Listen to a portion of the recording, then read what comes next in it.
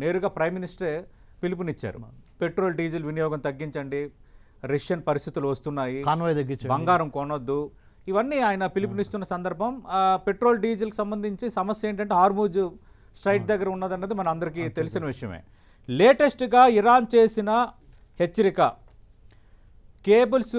See cables damage చేస్తామని. నిజంగా అంత పనికి ఇరాన్ ఉపక్రమిస్తుందా? ఒకవేళ అదే గనక జరిగితే ఇంపాక్ట్ ఏంటి?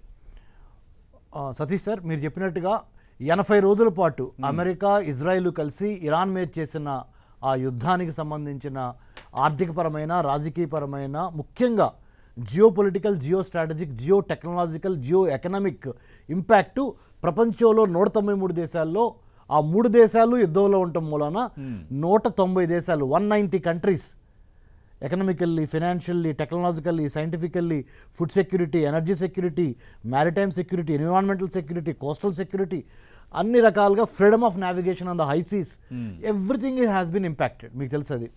సో దాని యొక్క పరిణామాల్లో భాగంగా మీరు very aptly you put it. Honourable prime minister of India Shri Narendra Modi sir also మన నార్డిక్ కంట్రీస్కి నిన్న లాస్ట్ 2-3 డేస్ నుంచి యుఏఈ నుంచి, తర్వాత మన నెదర్లాండ్స్ నుంచి స్వీడన్, డెన్మార్క్, ఓస్లో ఇవన్నీ తిరుగుతున్నారు. ఈ తిరుగుతున్న పరిణామ క్రమంలో కూడా ఆయన ఎందుకు వెళ్ళారంటే ఎనర్జీ సెక్యూరిటీ నీడ్స్ ఒకవేళ ఈ స్ట్రైట్ ఆఫ్ హార్మూజ్ ద్వారా ఇంకా ఫర్దర్గా డ్యామేజ్ అయిపోతే, అంటే రావాల్సిన ఆయిల్, రావాల్సిన గ్యాసు, చమురు ఉత్పత్తులు, ఇప్పుడు ఏ హోటల్కి వెళ్ళినా కానీ నెంబర్ ఆఫ్ ఐటమ్స్ కూడా మనం తినడానికి తగ్గిపోయినాయి. వాళ్ళు ఏమంటున్నారంటే, సార్ గ్యాస్ సిలిండర్ మనటి వరకు 1800 ఉంది sir, 1800 rupees worth of gas cylinder, now it has become anywhere between 3600 to 6600. So as a result we have cut down on the menu అని కూడా చెప్తున్నారు.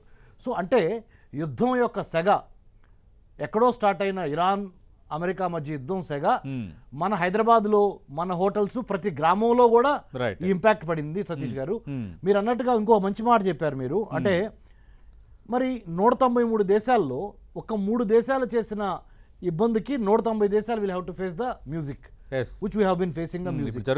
జరుగుతుంది అదే. దీన్ని అరికట్టడానికి మరి మనం ముఖ్యంగా యునైటెడ్ నేషన్స్ ఏం చేస్తుంది, ఇంటర్నేషనల్ కోడ్ ఆఫ్ జస్టిస్ ఏం చేస్తుంది, ఇంటర్నేషనల్ క్రిమినల్ కోర్ట్ ఏం చేస్తుంది, అన్నిటికీ మించి గ్లోబల్ ఇన్స్టిట్యూషన్స్ ఏం చేస్తున్నవి. ఎందుకంటే ప్రపంచంలో శాంతిని, without safety security there is no prosperity. అవును, సేఫ్టీ సెక్యూరిటీ భంగం కలిగింది కదా, మరి ప్రాస్పరిటీ, ప్రోగ్రెస్ ఎక్కడి నుంచి వచ్చింది? So what to do, how to do, when to do అనే దాని మీద global institutions like IMF, world bank, international code of justice, ఇవన్నీ స్తబ్దతగా ఉన్నాయి మీరు చెప్పినట్టుగా.